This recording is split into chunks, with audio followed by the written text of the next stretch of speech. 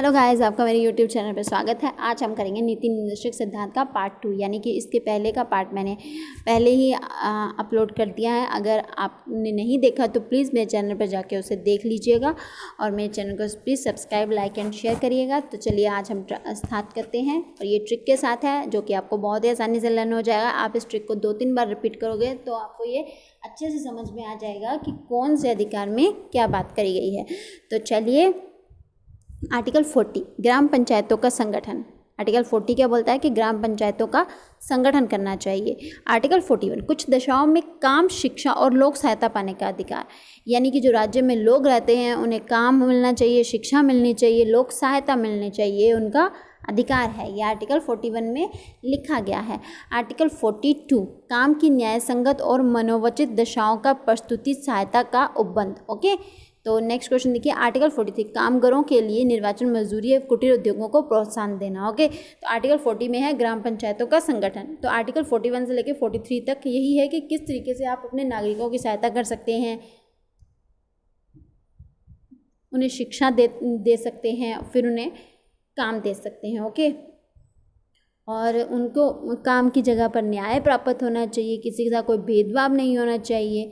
Okay, और next अगर वो काम करना अगर कोई व्यक्ति काम करना चाहता है तो एटलीस्ट उसके लिए राज्य को कुटीर उद्योगों की सहायता उपलब्ध करानी चाहिए, उसके लिए मजदूरी को निश्चित करना चाहिए, उन्हें जो काम कर रहा है बंदा उसको एक सही मजदूरी प्राप्त हो सके। ये किसका कर्तव्य है? राज्य का कर्तव्य। तो इसकी ट्रिक देखिए, राज्य का कर्तव्य है कि वे 40 पंचायतों का गठन करें, यानी आर्टिकल 40 में है ग्राम पंचायतों का गठन करें। ठीक है, फिर उसके बाद फिर 41 लोगों की सहायता कर उन्हें शिक्षा तथा काम दे, यानी फिर आर्टिकल 41 में है कि लोगों की सहायता करे, उन्हें शिक्षा दे और फिर उन्हें काम दे, यानी कुछ दिशाओं में काम, शिक्षा और लोक सहायता पाने का अधिकार।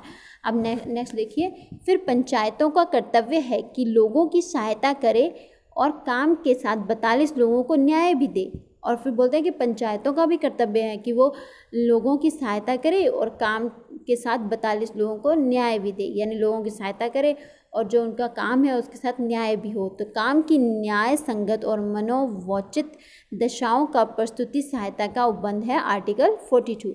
फिर देखिए, फिर 43 लोगों को जो चाहते हैं काम करना उनको मजदूरी और वह कुटीर उद्योगों को खोल के दें। ओके, तो कामगारों के लिए निर्वाचन, मजदूरी एवं कुटीर उद्योगों को प्रोत्साहन देना चाहिए, यानी कि 41 से 43 तक सिर्फ नागरिकों के लिए काम उपलब्ध कराना या फिर उनको शिक्षा देना, उनकी हर प्रकार की सहायता करने से रिलेटेड है 41 से 43। ओके, अब नेक्स्ट देखेंगे हम आर्टिकल 44 नागरिकों के लिए समान सिविल सहायता, एक समान सिविल सहायता। ओके, आर्टिकल 46 अनुसूचित जातियों, अनुसूचित जनजातियों और अन्य दुर्बल के शिक्षा और अर्थ संबंधी हितों की अभिवृद्धि। ओके, तो इसका ट्रिक क्या है? 44 नागरिकों को एक समान सिविल सहायता देकर 46 SC ST और कई कमज़ोर वर्गों के हितों की रक्षा करे, ये कर्तव्य राज्य का है। यानी राज्य का कर्तव्य क्या है? आर्टिकल 44 नागरिकों के लिए सिविल सहायता बनाए, जो 44 नागरिक हैं उनके लिए सिविल सहायता बनाए, और 46 SC और ST के जो लोग हैं या कोई और भी अन्य दुर्बल लोग हैं उनके लिए उनके हितों की रक्षा करे। उन्हें, ये किसका कर्तव्य है? राज्य का कर्तव्य है। उन्हें शिक्षा दे, उन्हें ये एहसास ना हो पाए कि वो दुर्बल हैं, इसके लिए उनसे भेदभाव ऐसा कुछ ना हो। ओके, तो ये किस में है? आर्टिकल 46 में। अगर आप इसको 2-3 बार लर्न करोगे ना, आप इस ट्रिक्स को भी पढ़ लोगे ना 1-2 बार, तो आपको डेफिनेटली पता चल जाएगा कि आर्टिकल क्या कहना चाहता है। ओके, तो नेक्स्ट देखेंगे हम आर्टिकल 47 पोषाहार स्तर, जीवन स्तर को ऊंचा करने तथा लोक स्वास्थ्य को सुधार करने का राज्य का कर्तव्य, यानी जो पोषाहार स्तर है और जीवन स्तर को ऊंचा करना तथा लोक स्वास्थ्य का सुधार करने का राज्य का कर्तव्य है। यानी क्या कहता है? इसकी ट्रिक क्या है? राज्य का कर्तव्य है कि वह 47 लोक स्वास्थ्य केंद्र खोले और लोगों के जीवन में पोषाहार का स्तर बढ़ाए। ठीक है, आर्टिकल 47 सिंपल सी बात बोलता है कि लोक स्वास्थ्य केंद्र खोले, यानी कि 47 लोक स्वास्थ्य केंद्र खोले जाएं राज्य में, और फिर लोगों के जीवन में पोषाहार स्तर को बढ़ाया जाए। बस इतना सा याद रखना है। यानी कि फिर उसके बाद आप समझ जाओगे कि अगर आपको इनमें से 1-2 लाइनें भी याद रह जाती हैं पेपर में, तो आप उसमें समझ जाओगे ये आर्टिकल 47 बोल रहा है ना, क्योंकि उसमें इस ट्रिक को आप 2-3 बार रिपीट करोगे तो ऑब्वियसली आपको अच्छे से लर्न हो जाएगा। ओके, तो आर्टिकल 48 देखिए। आर्टिकल 48 क्या बोलता है कि कृषि एवं पशुपालन का संगठन। आर्टिकल 48 में 2 हैं, एक आर्टिकल 48 और आर्टिकल 48 का पर्यावरण का संरक्षण तथा संवर्धन और वन एवं वन्य जीवों की रक्षा। ठीक है, देखिए ये दोनों एक ही बात करते हैं।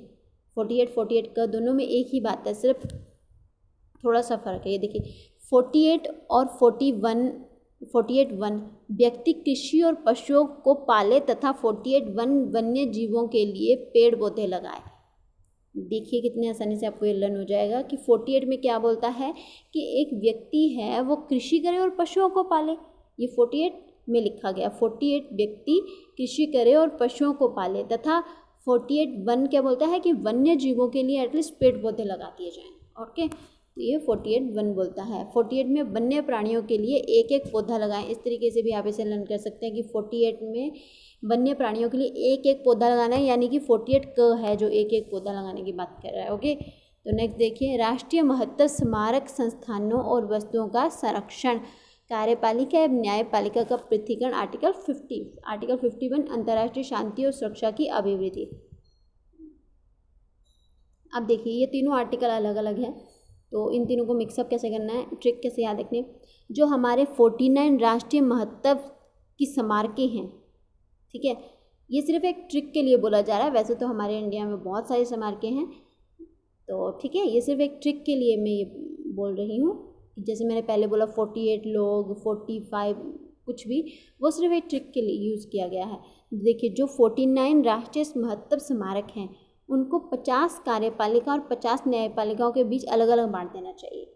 यानी यहाँ देखिए ये क्लियर हो गया कि 49 राष्ट्रीय स्मारक हैं, उनकी उन स्थानों और वस्तुओं का संरक्षण करना चाहिए। अब देखिए आर्टिकल 50 में बोला गया कि कार्यपालिका और न्यायपालिका का पृथक्करण।